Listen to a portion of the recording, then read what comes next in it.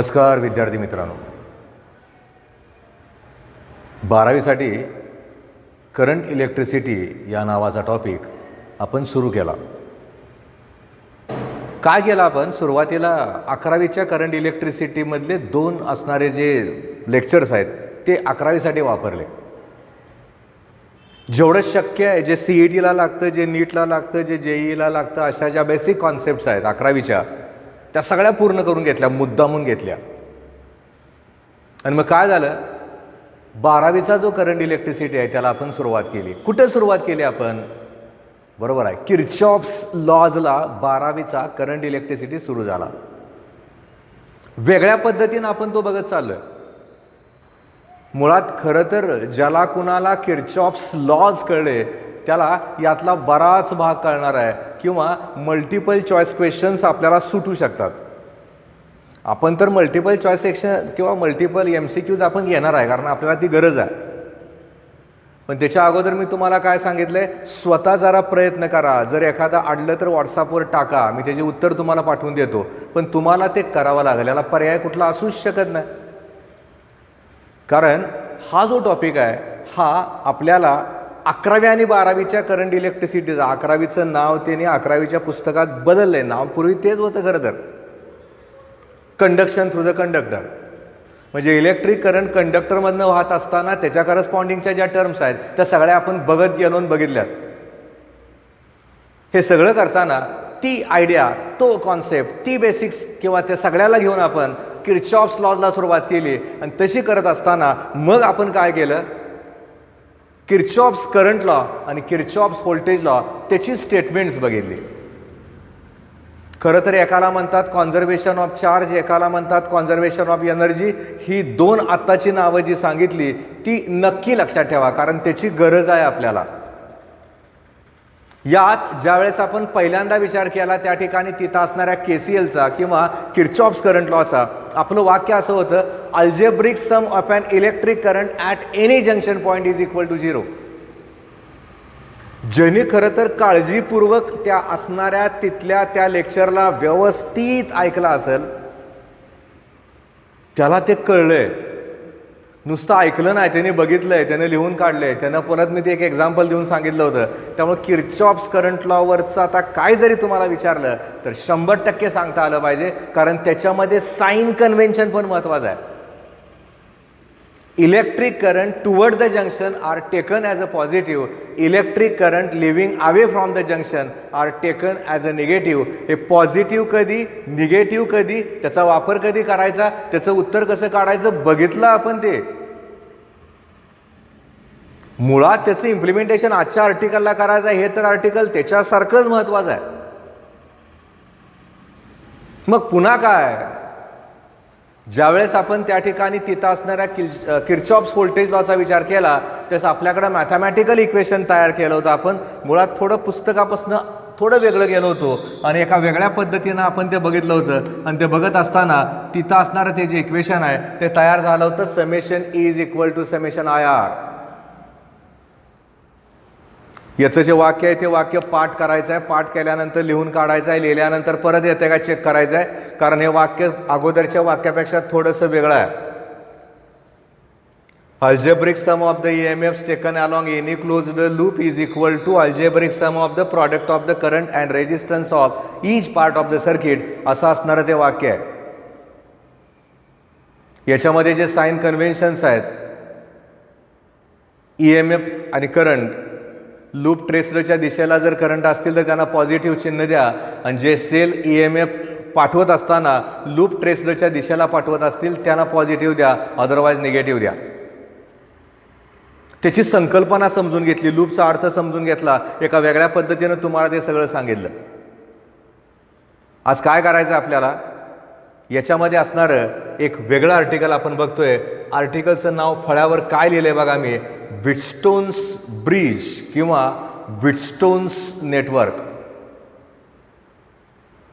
अनेकाचं confusion होतं, sir wheat आणि stone, गहू आणि दगड याचा काय संबंध आहे का? नाही, ते शास्त्रज्ञांची नाव आहेत, व्हिटस्टोन. आता काय होतंय, पहिल्यांदा प्रश्न आपल्या डोक्यात आला पाहिजे की बाबा किर्चॉफ्सनं त्या ठिकाणी तिथं असणारे ते लॉज का सांगितले. तर मी उत्तर दिलं होतं, तुम्हाला जर समजा एखादं कॉम्प्लिकेटेड इलेक्ट्रिकल नेटवर्क असेल आणि त्याचं उत्तर रेजिस्टन्सचं करंटचं काढायचं असेल तर त्या ठिकाणी किर्चॉफ्स लॉचा वापर करा. सिम्प्लिफाईड इलेक्ट्रिकल नेटवर्क असेल तर ओहम्स लॉचा वापर करा. पण ह्यानं काय करायचं आहे मग, एक कल्पना करा, सर्किटमधला तुम्हाला करंट मोजायचा आहे. काय करणार तुम्ही, सर्किटमधला करंट मोजत असताना आपण अँपियर्स किंवा ॲमीटरचा वापर करतो, आपल्याला माहिती आहे ते. सर्किटमध्ये जर समजा पोटेन्शियल डिफरन्स मोजायचा असेल तर आपल्याला व्होल्टमीटरचा वापर करावा लागतो, ते पण माहिती आहे आपल्याला. पण मला जर समजा सर्किटमध्ये असणारा रेजिस्टन्स मोजायचा आहे तर कसा मोजणार मी, काय करावं लागेल. आता अवघड झालं ना.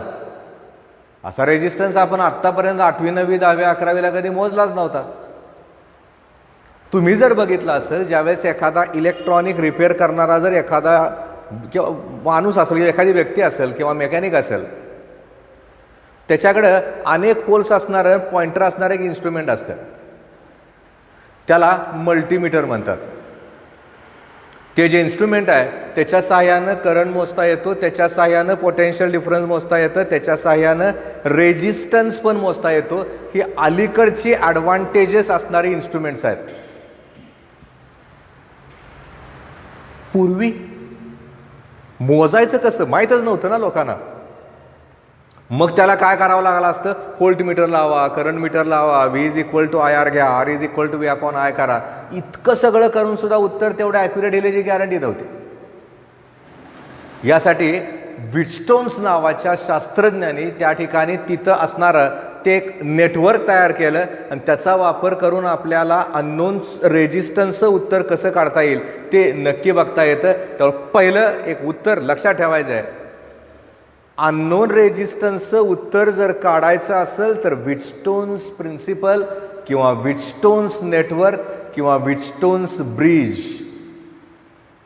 पुलाचा आणि याचा सुद्धा काही एक संबंध नाही, पण त्याला ते नाव दिलं जातं, त्यामुळे तसं लक्षात ठेवायचं. आता इथं काय होतं, या पद्धतीनं त्या ठिकाणी तिथं असणारं इलेक्ट्रिकल नेटवर्क दिल्यानंतर पहिल्यांदा इलेक्ट्रिकल नेटवर्क काढावं लागेल.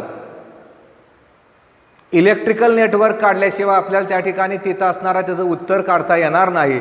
तसं त्या ठिकाणी करत असताना मुळात इलेक्ट्रिकल नेटवर्क कसं आहे ते पण नीट बघा. बघता बघता पेन हातात घेतलायच तुम्ही, नसेल तर घ्या पडदेशी. आणि या ठिकाणी हे 4 पॉईंट्स मी दिलेत, त्याला मी नावं देऊन टाकतो A, B, C आणि D. काय केलं बघा. पहिल्यांदा लक्षात ठेवायचं, आपल्याला अननोन रेजिस्टन्सचं उत्तर काढायसाठी या ठिकाणी इथं असणारा इलेक्ट्रिकल नेटवर्कचा वापर करावा लागतो. आपण ते मान्य केलं. आणि अशा इलेक्ट्रिकल नेटवर्कचा वापर करून एक बॅलन्सिंग कंडिशन नावाचं एक उत्तर काढायचं आहे. आता हा शब्द पण आपल्या कानावर पहिल्यांदा पडल्यासारखा झाला. बॅलन्स म्हणजे काय ते आता बघूयात ना आपण. 4 पॉईंट आहेत, याला 4 आर्म म्हणतात, 4 बाजू म्हणतात. कुठल्या 4 बाजू आहेत, AB, BC, CD आणि AD. 4 बाजू, 4 आर्म्स. याच्यामध्ये आपण 4 रेजिस्टन्सला इन्व्हर्ट करतोय. हा पहिला झाला, हा दुसरा झाला, इथं माझा हा तिसरा झाला आणि या ठिकाणी हा माझा चौथा झाला. 4 रेजिस्टन्सेस. मुळात AB मधला जो रेजिस्टन्स आहे त्याला R1 नाव द्या, BC मधला जो रेजिस्टन्स आहे किंवा BC मधल्या रेजिस्टन्सला R2 नाव द्या, AD मधल्या रेजिस्टन्सला R3 नाव द्या आणि CD मधल्या रेजिस्टन्सला R4 असं नाव द्या. हे असंच द्या म्हणजे सोपं जातं. R1, R2, R3, R4 केलं तर फरक पडत नाही, पण ती कंडिशन लक्षात ठेवायला थोडंसं जड जातं, अवघड जातं. हे सोपं आहे ना, लक्षात राहतं. याला एक सिक्वेन्स आहे, याला बॅलन्स करताना येईल तुमच्या लक्षात कसं करायचं आहे. मी काय करतोय, या असणाऱ्या B आणि D या 2 पॉईंटमध्ये एक इन्स्ट्रुमेंट जोडतो जे तुम्हाला माहिती आहे, जी जर गोलामध्ये दिला तर त्याला म्हणतात गॅल्व्हानोमीटर. कशाला वापरतात, करंट आहे का नाही हे चेक करायला किंवा काही ठिकाणी करंट कमी असेल एखादा तर तो मोजायसाठी सुद्धा गॅल्व्हॅनोमीटरचा वापर करतात. ह्याची डिटेल्स आपल्याला याच टॉपिकमध्ये शेवटी बघायचे. पुन्हा काय करायचं आहे, हा जो ए पॉईंट आहे या ए पॉईंटला या ठिकाणी इथं ही वायर जोडायची आहे आणि तिथं असणारा तो बॅटरीचा जो सप्लाय आहे तो एला द्यायचा आहे. इथं हा की दाखवूयात आणि या ठिकाणी आपण हे एक इन्स्ट्रुमेंट दाखवूयात, याला RH नाव देऊयात. RH म्हणजे खरं तर त्या ठिकाणी तिथं असणारा तो रेओस्टॅट झाला. मुळात करंटची दिशा नेहमी दाखवायची आहे, ती दाखवत असताना हा करंट या पद्धतीनं तिथं असणाऱ्या त्या सर्किटमधनं दाखवूयात. याला की नाव देऊयात, याला तात्पुरतं आपण E' असं नाव देऊयात आणि जे काय असणाऱ्या इलेक्ट्रिकल नेटवर्कमध्ये दाखवलंय त्याला आपण त्या ठिकाणी खाली सिम्बॉलच्या स्वरूपात लेबलिंग करूयात. त्यामुळे इथं पहिल्यांदा काय करूयात, रेजिस्टन्सेस किती आहेत, R1 R2 R3 R4 याला रेजिस्टन्स किंवा रेजिस्टर्स म्हणूयात. त्याच्यानंतर पुन्हा काय करायचं आहे, E' म्हणजे त्या ठिकाणी तिथं असणारी ती बॅटरी आहे, के म्हणजे खरं तर की आहे आणि RH म्हणजे त्या ठिकाणी तिथं असणारा रेओस्टॅट आहे जो सर्किटमधला करंट कमी किंवा जास्त करायला वापरतात. कारण टोटल सर्किटमधला जो करंट आहे त्याला आपल्याला कंट्रोल करायचा आहे. त्याला कंट्रोल करायसाठी आपण या रेओस्टॅटचा म्हणजे RHचा वापर आपण करतोय. अजून काय करायचं आहे, या ठिकाणी याच्यामधला जो करंट आहे त्याला पण एक सिम्बॉल आपण वापरूयात. R1 मधला जो करंट आहे त्याला I1 म्हणूयात, I2 मधला जो करंट आहे त्याला I2 म्हणूयात, R3 मधल्याला I3 म्हणूयात, R4 मधल्याला I4 म्हणूयात आणि गॅल्व्हॅनोमीटरमधनं वाहणारा जो करंट आहे त्याला IG म्हणूयात. त्यामुळे इथं आपण तसं G म्हणजे काय ते पण नक्की लिहूयात. G म्हणजे त्या ठिकाणी तिथं असणारा तो गॅल्व्हॅनोमीटर आहे. दोन नक्की लक्षात ठेवा, ज्यावेळेस आपण त्या ठिकाणी तिथं असणाऱ्या गोला Gला दाखवतो तो गॅल्व्हॅनोमीटर होतो आणि नुसता जर कॅपिटल G दाखवला तर तो रेजिस्टन्सचा गॅल्व्हॅनोमीटर होतो. R1 R2 R3 R4 4 resistors आहेत. E' म्हणजे बॅटरी आहे, के म्हणजे की आहे, RH म्हणजे रेओस्टॅट आहे. रेओस्टॅटला दाखवताना सुद्धा त्याचं एक टर्मिनल ओपन दाखवा.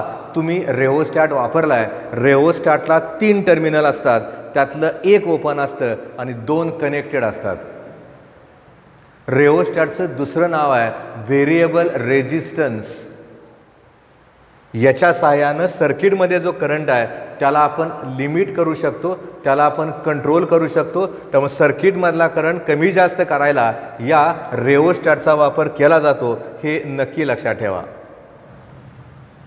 आता अशा प्रकारे या ठिकाणी इथं असणारं इलेक्ट्रिकल नेटवर्क आपल्या समोर आलं का मग याच्या असणाऱ्या नेटवर्कला ॲनालाइज करायला आपण सुरुवात करायची आहे.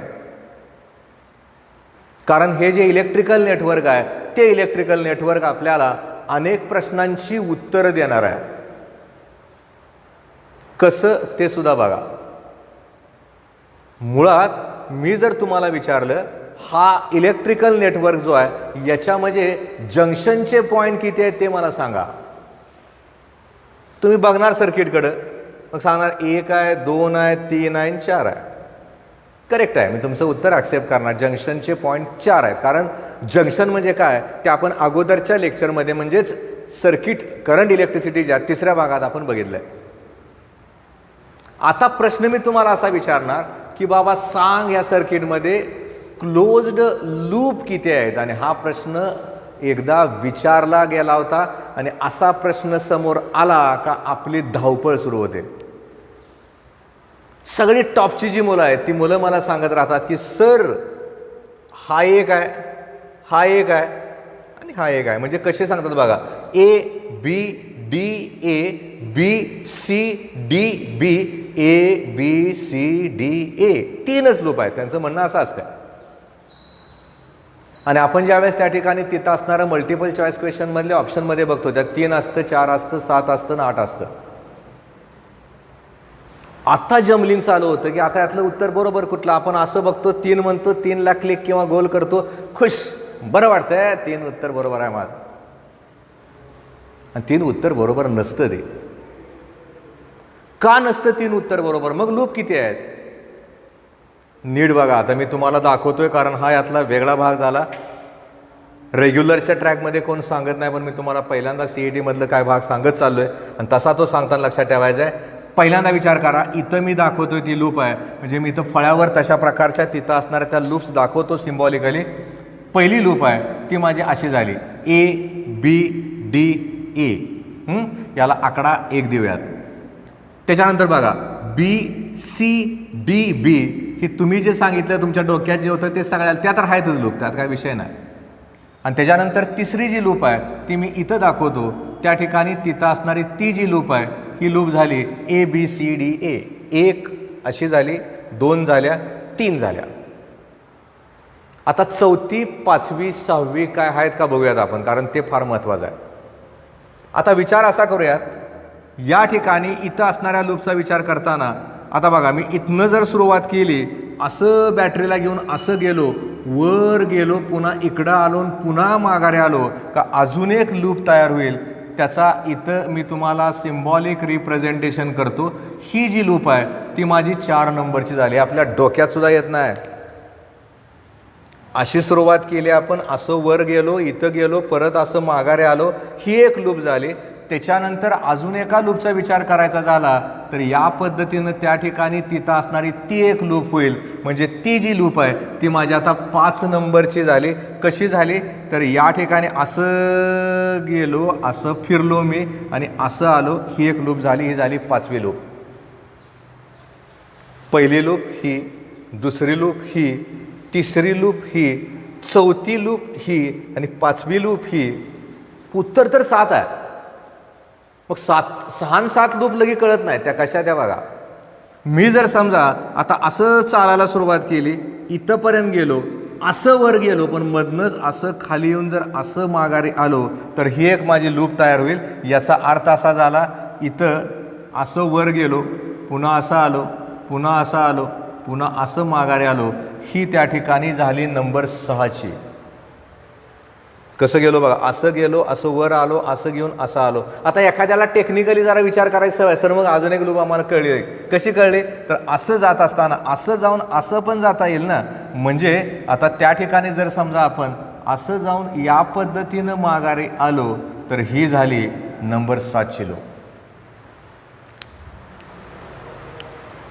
कुठल्याही ठिकाणी पडदिशी एखादा क्लासवाला हे क्लिअर करूनच देत नाही. म्हणजे लूपची जी संकल्पना आहे ती नुसती आपण बघतो आणि त्याचं इम्प्लिमेंटेशन करंट इलेक्ट्रिसिटीमध्ये नाही करता येत. ते करता यायला पाहिजे, कारण ती गरज आहे आपली. त्यामुळे इतकं क्लिअर तुमच्या समोर चित्र तयार झालंय तर नक्की लक्षात येतं की याच्यामध्ये टोटल या असणाऱ्या इलेक्ट्रिकल नेटवर्कचा विचार करायचा झाला तर ह्याच्यामध्ये असणाऱ्या ज्या लूप्स आहेत 1 2 3 4 5 6 7 लूप्स आहेत. आणि आता ज्यांनी कुणी माझं लेक्चर आता बघितलंय त्या सगळ्यांना आता ह्या लूप्स कशा आहेत ते येणारच, नक्की कळणार. त्याला आता कोणाची गरज पण नाही लागणार, 100% कळणार तुम्हाला. त्यामुळे या ठिकाणी इथं असणाऱ्या त्या व्हीटस्टोन्स ब्रिजमध्ये आपल्याला किती लूप्स आहेत याचं जर उत्तर मिळवायचं झालं तर त्या ठिकाणी नक्की आपण उत्तर या पद्धतीनं मिळवतोय. त्यामुळे पहिल्यांदा लक्षात ठेवायचा आहे, जंक्शन पॉईंटचा विचार करायचा झाला व्हीटस्टोन्स नेटवर्कचा तर जंक्शन पॉईंट त्याच्यात 4 आहेत. ते कॉमन झालं, ते कळतं आपल्याला. कळत काय नाही, लूप्स किती आहेत ते कळत नाही. त्यामुळे या असणाऱ्या लूप्सला तुम्ही तुमच्या नोट्समध्ये नक्की स्टार करून लिहून ठेवा. आता तुम्हाला कुठल्याही शिक्षकाने कुठल्याही असणाऱ्या विद्यार्थ्यानं तुम्हाला विचारू द्या, तुम्ही आता शिक्षक होऊन उत्तर देऊ शकता की सोपं आहे, ते 7 लूप्स आहेत. त्यामुळं आपण या असणाऱ्या संकल्पनेला जर समजून घेतलं तर ॲब्सल्युटली तुम्हाला ते अवघड जाणार नाही. त्यामुळे हा विचार इथं नक्की करायचा आहे. आणि असा विचार इथं करत असताना आता लक्षातच ठेवायचा आहे, व्हीटस्टोन्स ब्रिजचा किंवा व्हीटस्टोन्स नेटवर्कचा विचार करत असताना त्या असणाऱ्या नेटवर्कमध्ये एकंदरीत लूपची संख्या 7 आहे, जंक्शनचे पॉईंट 4 आहेत आणि व्हीटस्टोन्स नेटवर्क हे अननोन रेजिस्टन्सचं उत्तर काढायसाठी वापरलं जातं. पुढं काय, पुढं महत्त्वाचं आहे ना. आता याच्यामध्ये आपल्याला करस्पॉन्डिंग असणारी बॅलन्सिंग कंडिशन मिळवायची आहे. तो सगळ्यात महत्त्वाचा भाग आहे.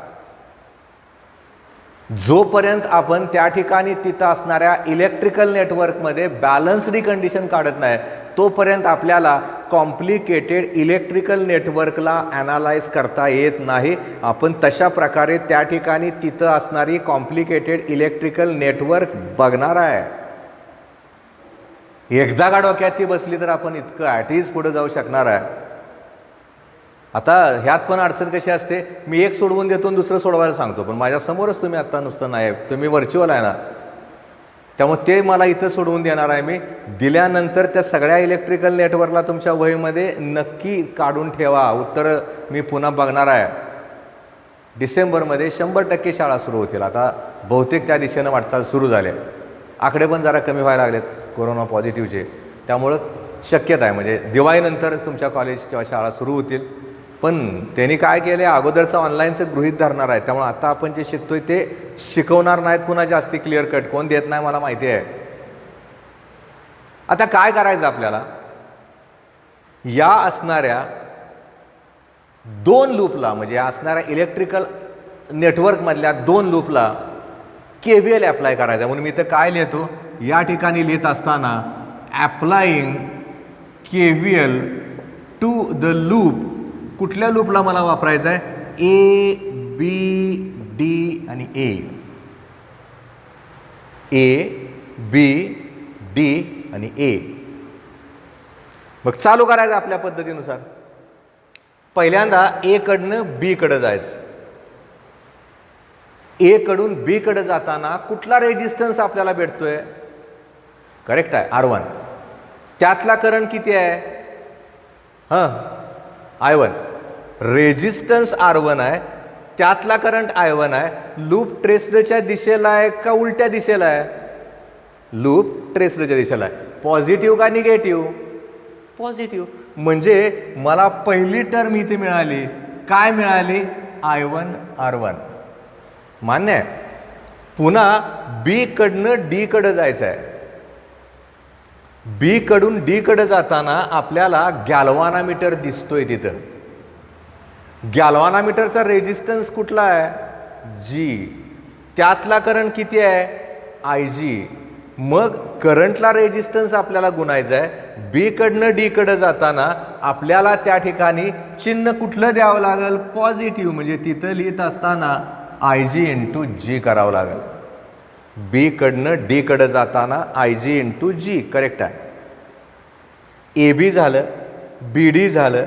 आता D कडनं A कडे यायचं आहे. D कडून A कडे येताना कुठला रेजिस्टन्स भेटतोय आपल्याला, मागच्या भाषेत कुठला देव भेटला का नमस्कार घालायचा, कुठला रेजिस्टन्स भेटला का करंट न गुणायचं, कुठला भेटला R3. करंट कुठला आहे, I3. प्लस का मायनस, करेक्ट आहे, मायनस. याचा अर्थ असा झाला, इथं लिहित असताना मला लिहावं लागेल I3 R3.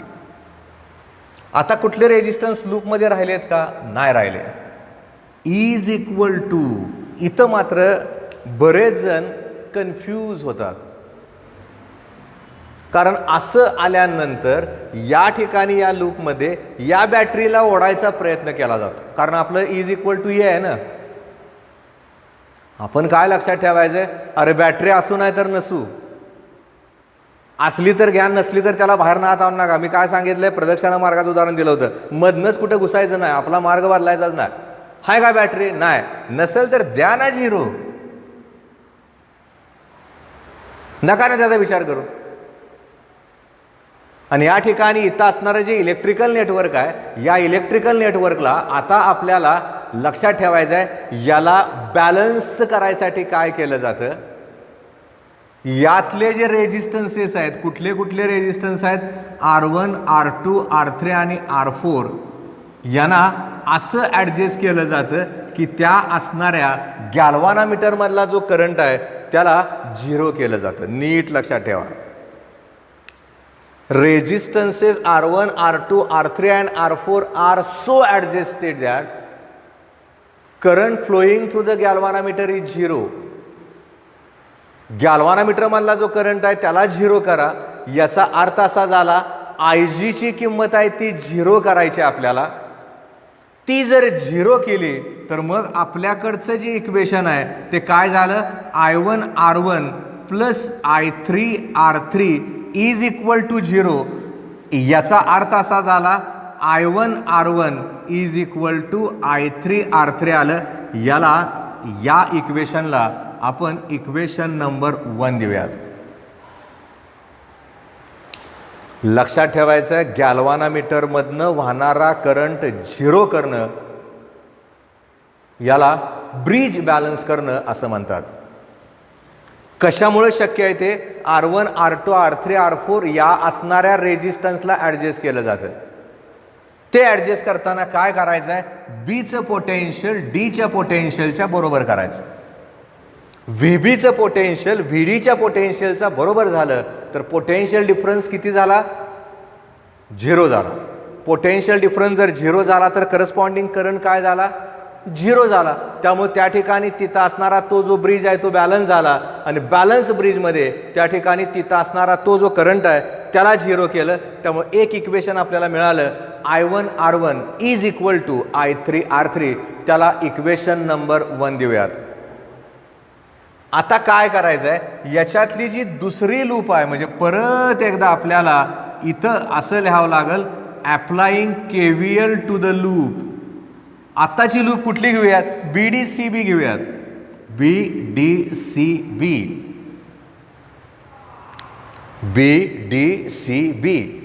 ही जी लूप आहे या लूपला आपण KVL अप्लाय करूयात.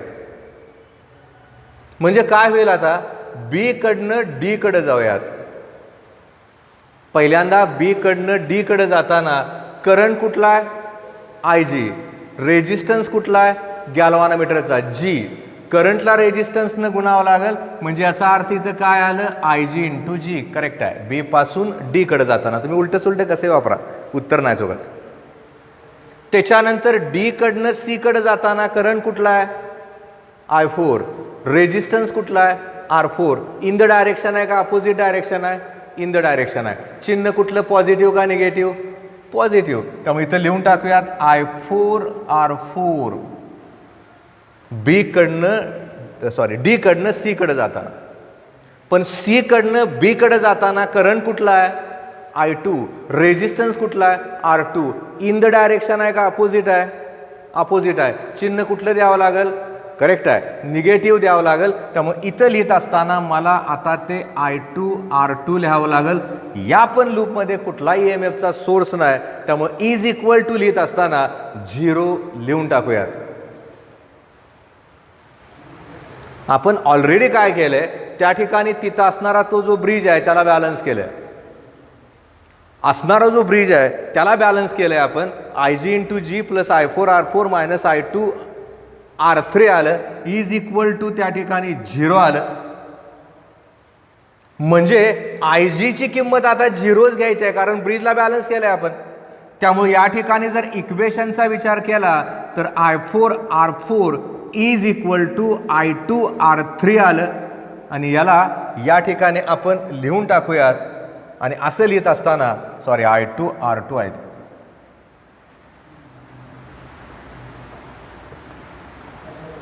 याला आपण अप्लाय केलंय.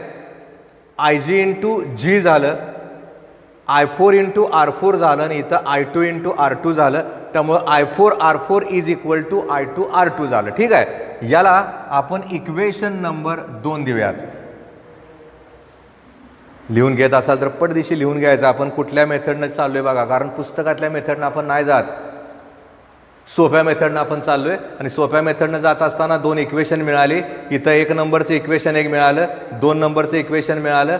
पहिलं इक्वेशन माझं I1R1 is equal to I3R3 झालं आणि दुसरं इक्वेशन माझं I4R4 is equal to I2R2 झालं. सगळ्यात लक्षात ठेवायचं आहे, आपल्याला या ठिकाणी तिथं असणारा तो जो ब्रिज आहे, तिथं असणारं ते जे नेटवर्क आहे त्याला आपल्याला बॅलन्स करायचं आहे. ज्या वेळेस त्या ठिकाणी तिथं असणारं ते नेटवर्क आपण बॅलन्स करतो, गॅल्व्हॅनोमीटरमधनं वाहणारा जो करंट आहे त्याला आपण 0 केलेला असते. असं 0 केल्यानंतर आता मी यातला जो वरचा भाग आहे जे तुम्ही लिहून काढलेला असणार आहे त्याला मी पुसणार आहे आणि आपण एका उत्तराच्या दिशेनं वाटचाल करतोय. आणि उत्तराच्या दिशेनं वाटचाल करत असताना मी काय केलं बघा, फक्त या ठिकाणी असणारी जी दोन इक्वेशन्स आहेत, जी आत्ता या क्षणाला मला महत्त्वाचे आहेत, अशी जी दोन इक्वेशन्स आहेत, या दोन इक्वेशनला तसंच ठेवलं आहे आणि 1 नंबरच्या इक्वेशनला मी 2 नंबरच्या इक्वेशननं डिवाइड करतोय. डिवाइड करताना फक्त मी काय करतोय बघा, मुळात माझं पहिलं जे इक्वेशन आहे ते I1 R1 is equal to I3 R3 आहे आणि दुसरं इक्वेशन मी लिहिताना I2 R2 is equal to I4 R4 असं लिहितोय. म्हणजे मी इक्वेशन कसं लिहितोय हा भाग या ठिकाणी इकडचं इकडं फक्त केलंय. का केलंय तुम्हाला ते कळेल. आणि आता काय करायचं, ही जी दोन इक्वेशन्स आहेत, 1 नंबरचं आणि 2 नंबरचं जे इक्वेशन आहे, याचं आपल्याला गुणोत्तर घ्यायचं आहे. याला आपण इक्वेशन नंबर 1 देऊयात, याला इक्वेशन नंबर 2 देऊयात. 1 नंबरच्या इक्वेशननं 2 नंबरच्या इक्वेशनला डिवाइड करूयात आणि डिवाइड करताना I1 R1 upon I2 R2 is equal to I3 R3 upon I4 R4 असं लिहूयात. आणि असं लिहिल्यानंतर आता काय झालं बघा, आहे त्या इलेक्ट्रिकल नेटवर्कचा जर विचार आपण केला तर सध्या गॅल्व्हॅनोमीटरमधनं वाहणारा करंट 0 आहे. म्हणून मी काय करतो, हा जो मधला पोर्शन आहे याला पुसून टाकतो, कारण तात्पुरता यातनं करंट जो वाहत नाही ना, नुसतं जोडल्यासारखं झालं, याला पुसून टाकलं. याला जर पुसलं तर तुमच्या लक्षात येते की R1 आणि R2चे एक कॉम्बिनेशन आहे, R3 आणि R4चे एक कॉम्बिनेशन आहे. कुठलं कॉम्बिनेशन आहे, कारण आपण कॉम्बिनेशन मागं बघितलीत. कुठले आहेत? बरोबर आहे, सिरीज आहेत. R1ला R2 सिरीजमध्ये आहे, R3ला R4 सिरीजमध्ये आहे. सिरीज कॉम्बिनेशनचं वैशिष्ट्य काय, त्यातनं वाहणारा करंट सेम असतो. करेक्ट आहे. म्हणजे R1 मधनं वाहणारा करंट I1 आहे, R2 मधनं वाहणारा करंट त्या ठिकाणी I2 आहे. आणि असं जर असेल तर आपण नक्की सांगू शकतो I1 ची किंमत I2च्या बरोबर आहे. आणि याचा जर विचार केला तर या ठिकाणी असणारा जो करंट आहे तो I4 आहे. I3 ची जी किंमत आहे ती किंमत I4 च्या किंमतीच्या बरोबर आहे. I1 is equal to I2 आहे, I3 is equal to I4 आहे. याचं जर वरच्या इक्वेशनकडे बघत आपण गेलो तर लक्षात असं येतं की या ठिकाणी इथं असणारा I1 ला I2 कॅन्सल झालं, I3 ला I4 कॅन्सल झालं, म्हणजेच R1 upon R2 is equal to R3 upon R4 आलं. आणि हे इतकं महत्त्वाचं रिलेशन आहे, याला balancing condition of an electrical network या नावानं ओळखतात आणि बोर्डाच्या परीक्षेत हमखास विचारतात. त्यामुळे ती स्टेज तिथे येण्यासाठी आपल्याला आजचं लेक्चर जे आहे ते जर करेक्ट कळलं तर ॲब्सोल्युटली अडचण नाही येणार. म्हणजे आपल्याला बोर्डाच्या परीक्षेत विचारू द्यात किंवा याच्यावरनं आपल्याला त्या ठिकाणी तिथं असणाऱ्या इलेक्ट्रिकल नेटवर्कला ॲनालाइज करायचं असू द्यात, काय पण असू द्यात, तसं उत्तर काढताना या असणाऱ्या इक्वेशनचा जो वापर आहे तो नक्की करावा लागेल. त्यामुळे नीट लक्षात ठेवायचं आहे, आपण ज्या वेळेस या पद्धतीनं त्या ठिकाणी तिथं असणाऱ्या त्या इलेक्ट्रिकल नेटवर्कला बघतोय, बॅलन्स करतोय, त्यावेळेस R1 upon R2 is equal to R3 upon R4 ही बॅलन्सिंग कंडिशन झाली.